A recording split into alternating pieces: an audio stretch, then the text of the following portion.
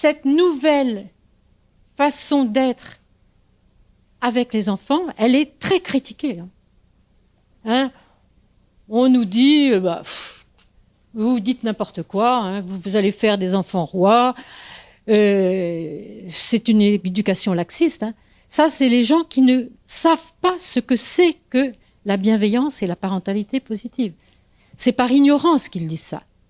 Parce que, au contraire, être empathique et bienveillant, hein, comprendre d'abord ses propres émotions, parce que ça, c'est d'abord un travail de l'adulte à être auto-empathique et à comprendre les émotions de l'autre. C'est tout un travail de connaissance de soi, de construction de soi. Ça va tout modifier dans la façon d'être. C'est-à-dire que quand on a fait ce travail-là, on est beaucoup plus aligné sur ses propres valeurs. On sait beaucoup mieux faire des choix, donner un sens à sa vie, savoir entreprendre et avoir un sens éthique et moral. Donc ça donne des gens beaucoup, beaucoup plus confiants en eux-mêmes et conscients de leurs propres valeurs. Donc ça veut dire que ils ne sont pas du tout laxistes. Ça n'a rien à voir avec le laxisme. C'est-à-dire qu'un adulte bienveillant et empathique, soutenant, il va savoir transmettre des valeurs, poser un cadre et savoir dire non, bien entendu. On ne laisse pas l'enfant faire n'importe quoi, parce que ça, c'est pas de l'éducation. En fait, les enfants rois, hein, c'est des parents qui ont tout lâché parce que l'éducation est très difficile. Dès qu'on met une étiquette sur quelqu'un, on fige son développement. Donc ça, vis-à-vis des parents, c'est extrêmement, extrêmement important, et des enseignants ou des personnels de crèche, de leur dire, de ne plus dire « tu es méchant, c'est pas bien ce que tu fais, tu es nul, tu es égoïste, tu es orgueilleux ». Ça, vraiment, c'est à bannir totalement. Et je peux vous assurer que c'est des phrases que les enfants entendent tout le temps, tout le temps, tout le temps. Moi, dans mes consultations, les parents ne se gênaient pas, même devant moi, pour me dire « regardez comme il est méchant, comme il est nul, comme il est incapable ». Donc, c'est des choses qu'ils entendent tout le temps, tout le temps, tout le temps, et qui sont vraiment de ce qu'on appelle la maltraitance émotionnelle, de la dévalorisation. Là, vous avez Martin Teicher à Harvard qui a travaillé sur qu'est-ce que font les humiliations verbales et physiques sur le cerveau de l'enfant et de l'adulte aussi.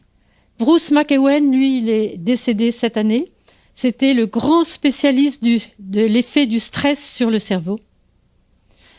Joanne Luby, elle a travaillé sur qu'est-ce que fait le soutien et l'encouragement sur le cerveau, et particulièrement sur l'hippocampe. L'hippocampe, c'est une structure cérébrale qui nous permet de mémoriser et d'apprendre. Et elle montre que quand on soutient et on encourage les enfants, l'hippocampe peut doubler de volume. Et donc, on mémorise mieux, on apprend mieux. Michael Minet, ça a été un des premiers à travailler sur l'épigénétique, a montré que le maternage, le stress, peut modifier l'expression de certains gènes. Anne-Laura Van Armelen et Ryan Koch, toutes les deux, elles mériteraient, pour moi, on ne va pas m'écouter là-dessus, elles mériteraient le prix Nobel. Hein, elles ont dit des choses absolument exceptionnelles. Ryan Koch, elle a fait une étude absolument remarquable sur 191 familles. Et elle a étudié le père et la mère, ce qui est très rare. Hein. Beaucoup d'études, c'est que la mère. Certaines études, c'est que le père, mais c'est surtout d'abord des études sur la mère. Et elle a étudié les enfants de 6 semaines à 8 ans. Donc, vous voyez, c'est une très, très longue étude. Eh bien, elle a montré que quand les deux parents sont empathiques, eh bien, à 8 ans, toute la substance grise du cerveau va se développer de façon optimale. Et il y a un épaississement du cortex préfrontal. Et le cortex préfrontal, hein, je pense que vous le savez, c'est ce qui nous différencie des grands singes. Les grands singes ont un cortex préfrontal aussi, mais nous, on l'a beaucoup, beaucoup plus développé que nous.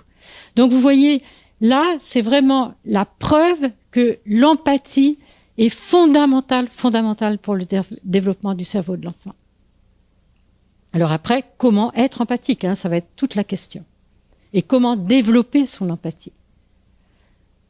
Anne-Laura Van Armelen, pareil, je trouve que son étude est extraordinaire.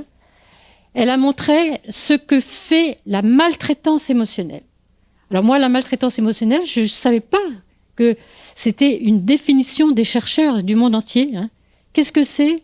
C'est toute parole et tout comportement qui va dévaloriser l'enfant, qui va le punir, qui va l'humilier. Toutes les punitions, toutes les exclusions et tout ce qui ne répond pas à ses besoins fondamentaux. Eh bien, elle a montré que la maltraitance émotionnelle va modifier la structure cérébrale qu'on a de plus précieux, qui fait qu'on est des vrais êtres humains. Eh bien, c'est ce qu'on appelle le cortex orbitofrontal, c'est-à-dire qu'il est derrière nos orbites et notre front. C'est une toute petite partie du cortex préfrontal et il nous sert à 4 capacités très importantes. D'abord, il nous permet d'être empathiques. Sans empathie, c'est-à-dire sans sentir et comprendre les émotions de l'autre, on ne peut pas aimer.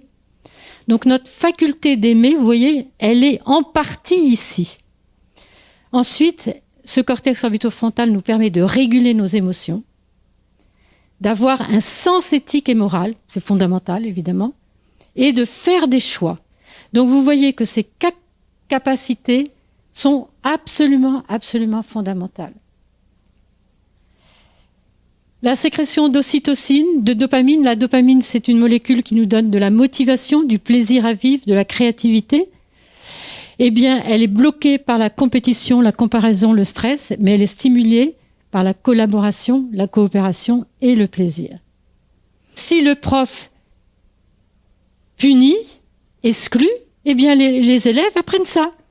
Et après, on se dit, dans la cour de récréation, les élèves ont des rapports de force entre eux. Mais oui, nous sommes des très puissants modèles.